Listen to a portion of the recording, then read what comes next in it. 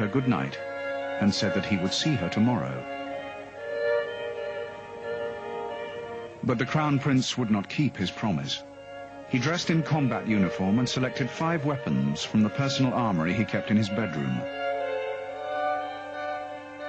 An M16 automatic rifle capable of firing 700 bullets a minute, an automatic submachine gun capable of firing 900 bullets a minute, 2 pistols, and 1 12-bore single-barrel shotgun.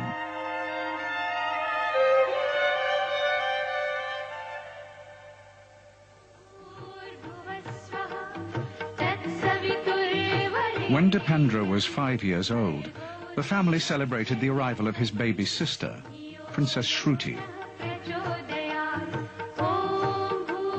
As heir to the throne, the Crown Prince would receive special treatment. He was always set apart from his sister and his younger brother, Prince Nirajan. The king, a would-be modernizer, wanted his son to be educated outside the confines of the palace walls. Dipendra was sent to an English-style boarding school in the Kathmandu Valley. It was a different world from the cloistered palace. For the first time in his life, the young autocrat came into contact with his subjects. Initially, he seemed stunned. But the young prince's self-confidence returned when he began to excel at sports.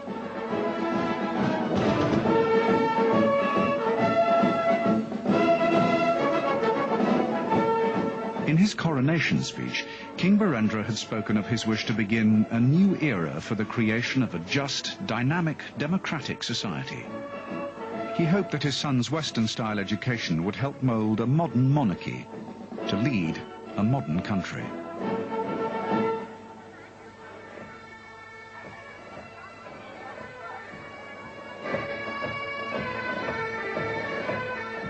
But it was impossible for his classmates to see the Crown Prince as just another drummer in the band, as Dipendra himself always knew. Despite his father's aims, the young prince grew up in a feudal world, where the army shored up the power of an absolute monarchy.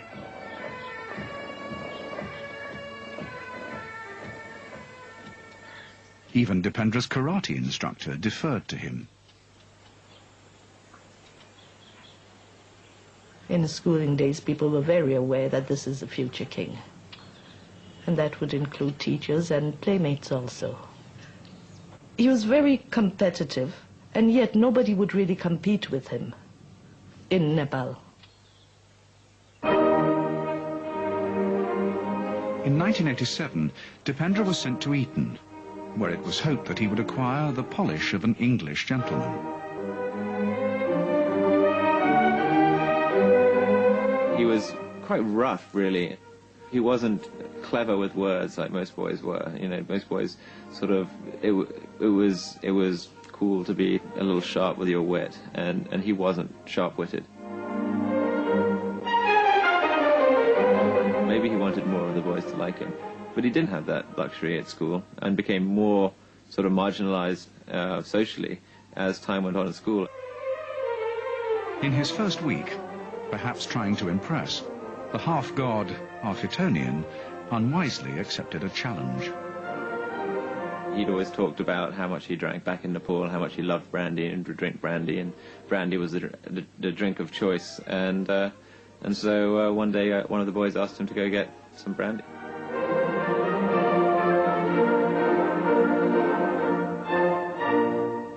A fellow Etonian sold the story.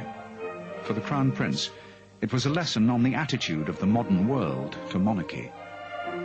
From that moment on, Dipendra learnt to give nothing away.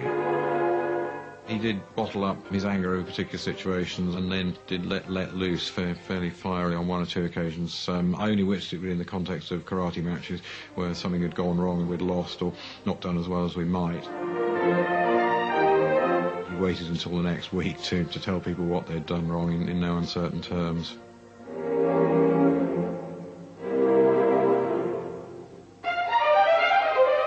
One day, he asked me to come and see him perform karate. He won his match. But I thought, looking at him, that it was so risky, with the legs flying all over and you could hit your eyes. And, you know, if you get a full shot of your leg in your eye, you might be blinded. So after the thing, I said, well, this is a risky game, absolutely. And I think I should write to your father. And he said, my God, this is one thing I like, and you're going to tell my father. So thank you. He said, thank you, you know.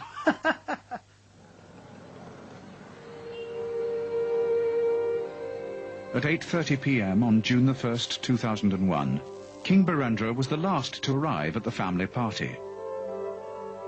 His Majesty had been served a drink, which was a Coke I could make out from the glass. Protocol dictated that all royal relatives had to ask permission to drink in the presence of the king.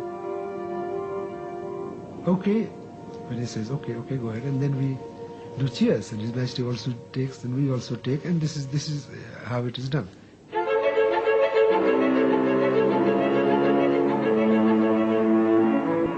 Then suddenly I hear, behind my back, footsteps.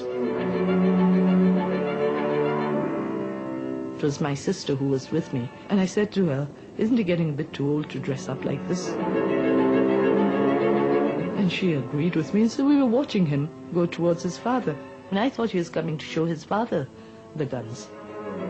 And so did the king. He took a step forward, because he thought his son wanted to show him something. And he just lifted the gun and shot him. I started looking at His Majesty, because I was already talking to him. He looked all right for a second. Then I see him sliding on the right side, while standing, just leaning towards the right side. And while this was happening, I saw streaks of blood on the right shoulder. It just seemed so shocking for everyone in the room. Something which is not conceivable. There was some screaming initially, but after that everyone was just looking around, looking at His Majesty, I guess. I mean, nobody actually, you know, had the presence of mind to do anything other than that.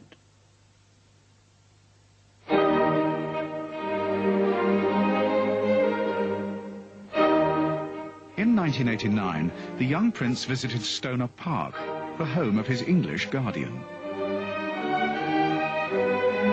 It was here that he was introduced to a girl who would change the course of his life and the history of his country. Her name was Devyani Rana. She was from a clan whose rivalry with members of the royal house of Nepal went back generations. She's a very bright, intelligent, somewhat headstrong girl with a mind of her own. She's not one of those traditional sort of girls who prepare to just sit and do what the parents or anybody else wants them to do. I remember Dippy telling me that he had fallen in love with her, you know, then. He told me many times that, you know, she's sort of perfect. And I would love to spend, you know, time with her and spend my life with her. He was very keen to marry her for that reason, because he wanted her to be his wife and to be the queen perhaps one day. But Nepal already had a queen, and she was making her own shortlist of suitable girls for her son. As far as the queen was concerned, that choice was hers and hers alone. In January 1990, the Queen guided the young Etonian through a series of ancient Hindu ceremonies that would prepare him for adulthood and marriage, before a bride had even been chosen. It was an opportunity for Nepal's ruling family to display their wealth and power.